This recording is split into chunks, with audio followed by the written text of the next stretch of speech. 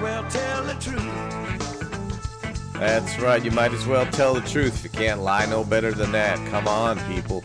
Come on. Stop that.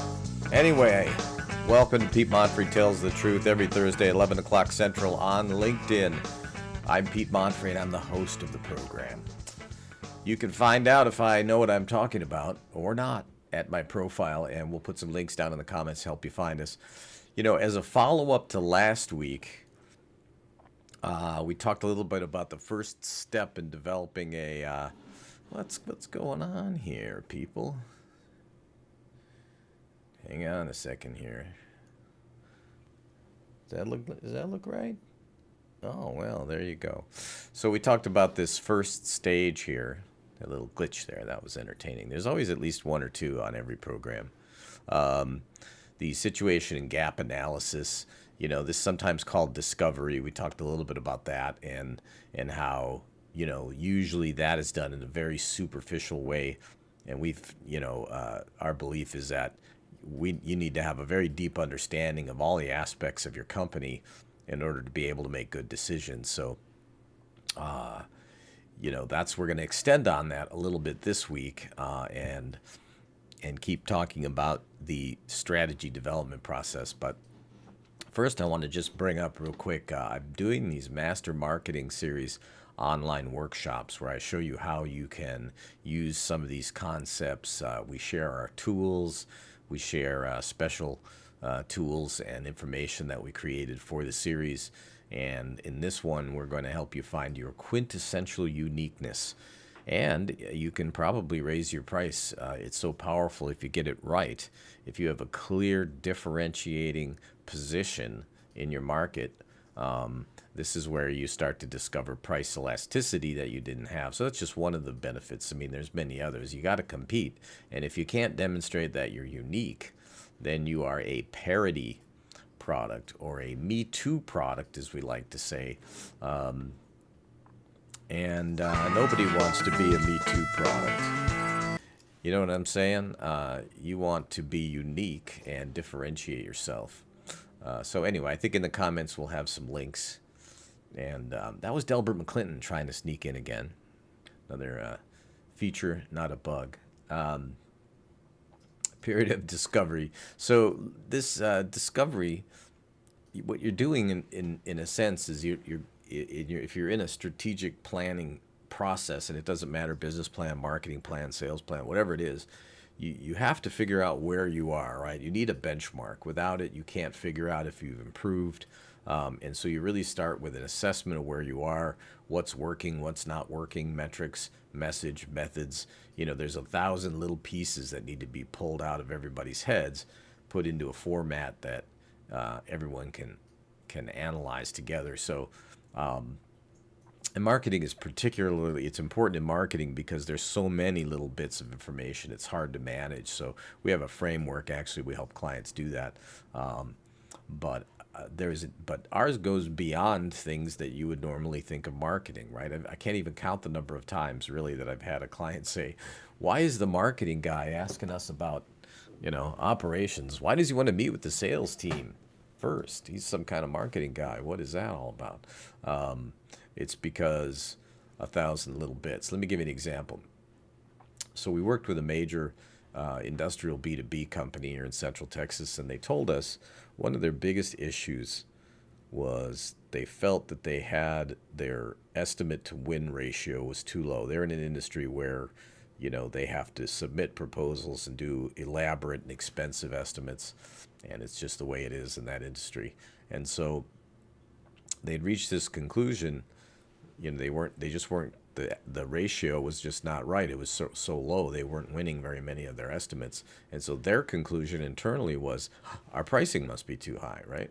They thought that at that time, this is before we did the research and actually asked their customers, but at that time they thought that price was the number one driving factor for customers.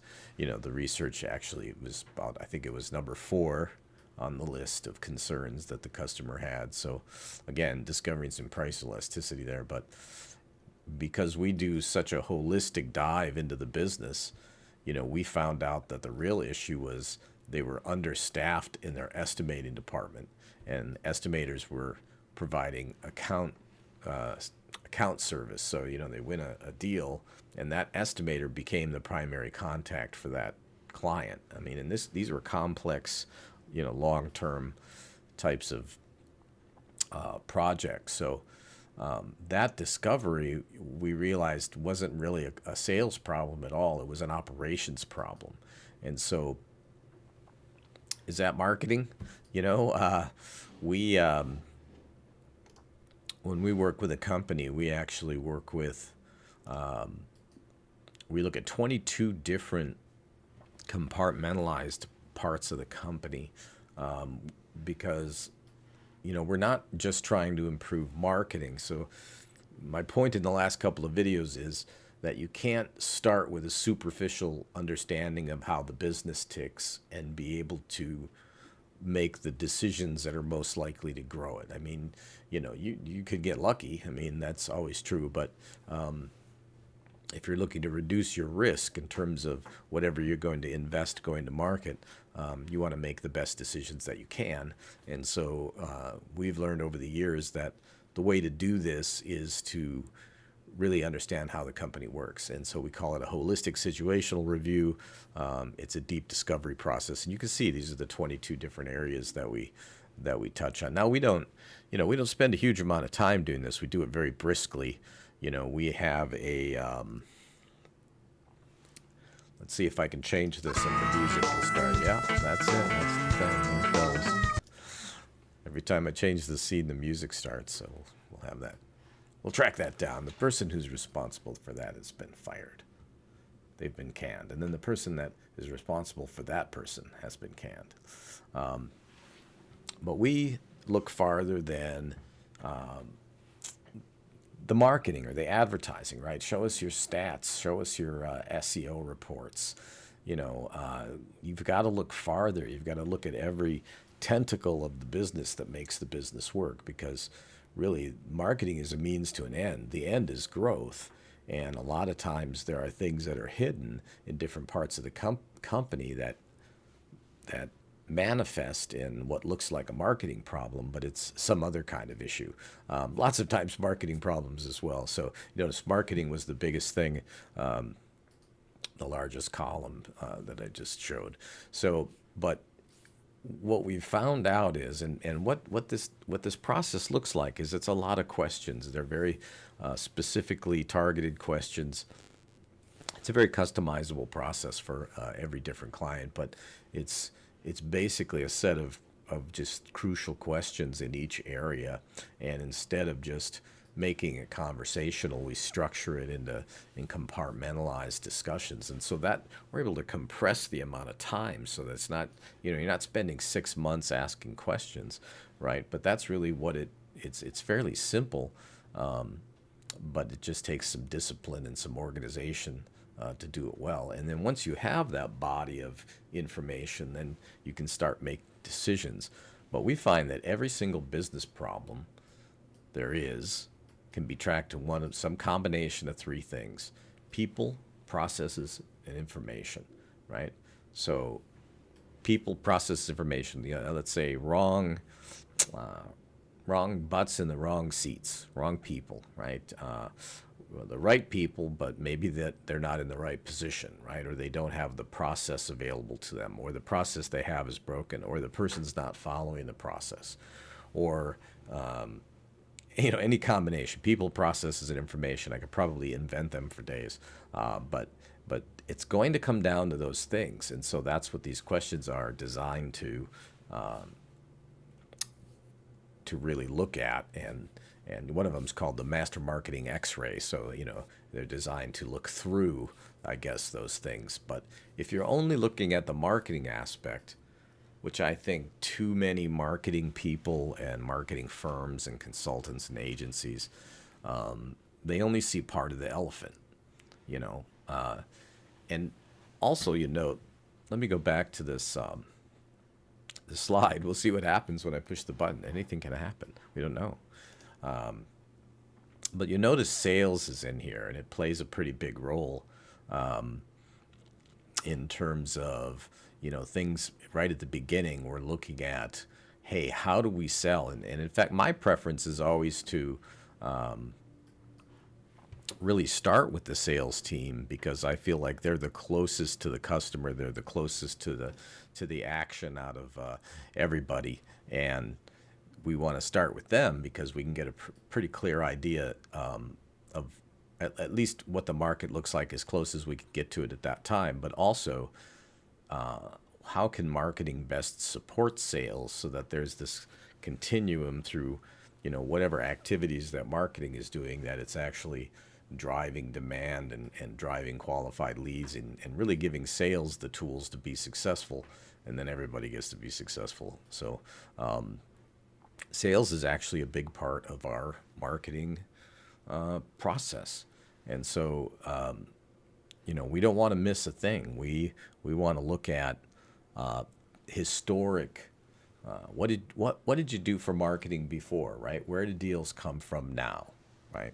We're looking at past and present marketing. How are we taking in metrics, for example? How are we tracking them?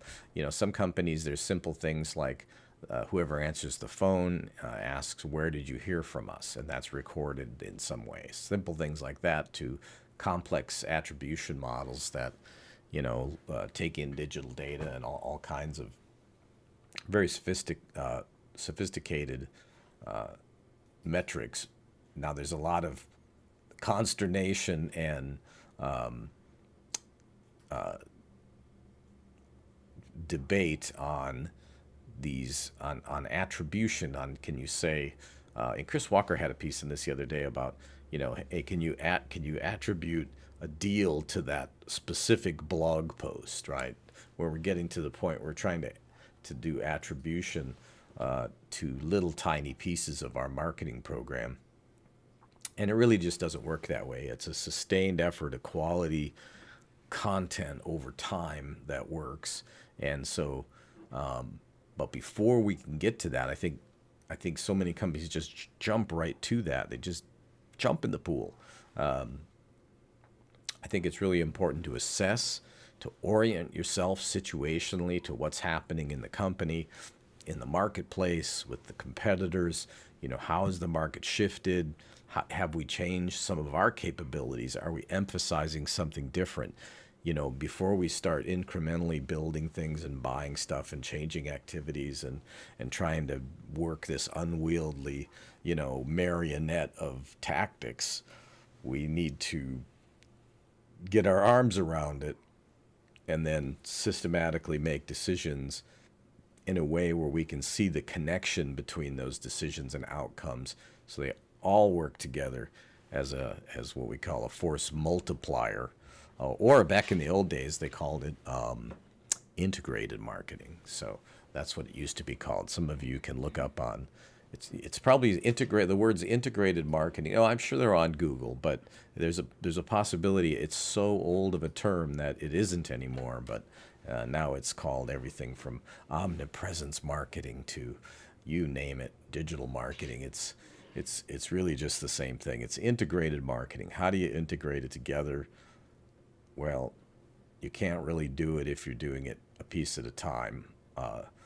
In order to integrate it together, you got to start at the beginning, and you got to eat your vegetables before the dessert, because people think, see, the website is like dessert. It's delicious to build the website. Everybody gets to be creative and like, oh, well, hey, it should be blue and all that kind of crap. No. We need to eat our vegetables before we eat our dessert. And so that is today's recommendation. Eat those vegetables. Hey, we're here every 11 o'clock on Thursdays, and sometimes it's just me. Sometimes it's me with a guest. I think we've got Dan Klopp coming back next week, the guy that works for the company that makes spacesuits and blimps. And so Dan is a master marketer, and we have some great conversations about the very unique circumstances I think that he fits, that his company fits into, where there's really only a couple manufacturers. There is some expanding demand for those types of products, but I think it's fascinating. As a kid of the late 60s and the space race, I particularly love it. Just one quick reminder here before we go. We are going to be launching our Master Marketing Series, a bunch of workshops. The first one, how to find your quintessential uniqueness. All right, what makes you unique? What makes you different? Why should I work with you over somebody else? All right, can you answer that? If I asked you that question right now, tell me, hey, what makes your business different? What makes your offering different? Would you be able to just shoot that out in less than 3 seconds? Or would you more like stammer and hem and haw and explain and all kinds of stuttering? And you know, we're gonna take two 90-minute sessions. We're gonna give you 2 weeks of time. We're gonna share all of our tools. We're gonna show you how to do competitive intelligence, so how to spy on your competitors, how to understand how they're positioning themselves. We're going to create enhanced, unique client profiles. We're going to do that together as a group over the course of two 90-minute Zoom sessions with 2 weeks in between, where you're going to go out and you're going to compare your company to your top 3 competitors on the same 20 criteria and score. You'll get a threat score, and we'll see how you stack up to your competitors. It shows you where they're weak, it can show you where you're strong, it can show you where you're weak and they're strong, but it draws a visual picture of what you need to improve to outclass your competitors. Outclass them. Be classier. Like if you're at McDonald's, order the caviar. Just outclass them. Because, you know, in many industries, that's really what all it's going to take, because the competitive field is so unsophisticated. You just out execute them. All right, you don't have to be wildly different as much as you need to have a very clear and differentiating position, and then out execute.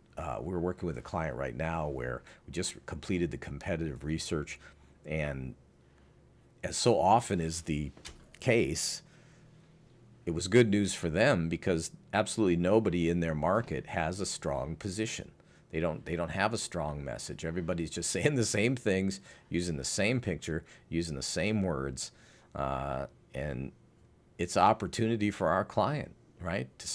Somebody can stand up, take a stake in the ground, and say, "Hey, we're the company that owns this idea." Okay, can't tell you who it is because we're always confidential in everything we do, but that's the general idea. We actually see that a lot, where we look out at the market and we're like, no one has a position at all. You know, everybody's widgets, the best widgets, the fastest widgets, the best widgets, the greatest team, the most community conscious. I guess technically those are positions, except they're not if everybody's saying them. All right, so it's how do you be unique? And we've got some cool examples actually of big companies and how they've used different types of positioning statements. And I believe we have a template with 5 or 6 different formats for a positioning statement. So during the workshop, you know, what you'll come out with is a solid, enhanced, ideal client profile, detailed enough to punch into a database and find those exact people. And you'll also have a completed positioning statement and a whole bunch of knowledge about the competitive field, which I think will be particularly interesting post-COVID because so many things have changed. Everything has changed, actually. And so if there was ever a time to go look out into the market, whether it's voice of customer or competitive research, or to even take a look at what you're doing in terms of the marketing that you're doing now and assess it and analyze it. Does it still make sense after possibly the entire market has changed out from under our feet? And, you know, we do those types of assessments. Let us know if we can help. But now's the time, I think. A lot of volatility, and you might want to look at what you're doing, make sure you're not throwing a bunch of money down the toilet, and always happy to help with all that stuff. But that's not what Tell the Truth is about. Tell the Truth. What do we do here? We tell the truth because we don't want you to fall for a lot of the nonsense that goes on for marketing, one of which is the shockingly superficial discovery process. Hey, Mr. Client, let's have a half-hour call and we'll follow up with a proposal in the next 4 seconds. And it has a pre-prescribed cookie cutter marketing program that consists of a lot of activities that we want you to pay us for. All right, and that's pretty much the standard in the industry these days. You know, one time I saw one that had, and I don't know how common this is, but the terms and conditions for the agreement were a link, right? And so the expectation was you'd have your digital proposal, and if you wanted to look at the terms and conditions, they weren't attached to the document that you were signing. They were a link, right? So think about that for a second if you're thinking about it from a legal commitment standpoint, if that ever, God forbid, comes to play. But it is a contract. It's separated physically from the thing that you're signing. It's assuming that you clicked on it. Here's the kicker. It can be changed at any time. All right. So whatever it is whatever the terms and conditions were when you signed the agreement 18 months ago, which is the average tenure of a marketing firm in America with their client, chances are, or maybe, or it could be, or who knows, I don't know, maybe the terms have changed. So lots of crazy stuff going on out there. So I had the idea for this program so that I could help you make some better decisions and kind of see through some of this numbskull stuff that goes on and at least share my opinion. I think it's numbskull stuff. Maybe you think it's great. I don't know. Maybe I'm wrong. Maybe I'm an old man screaming at the sky. If you're a young person screaming at other young people, comment, scream back. Let's have a screaming contest. No, let's have a reasonable discussion or a screaming contest. I don't. It's both of them are fun, really, if you think about it. Especially if it's social media, like if it's in text, because then all you have to do is hit caps, and you don't even have to put pants on, so you can have a screaming match with all caps. But if I encourage that if you disagree or you agree or you've got something to add, I do these things every Thursday. And we hope you get some value from it. So stay tuned next Thursday. Awesome guest coming up. Let's see what happens if I hit some of the buttons and see what happens. Maybe some sort of monkey will start dancing. Oh no, we do have some music, which is what we wanted actually. Don't forget, can't eat the whole elephant once. Just take a bite at a time.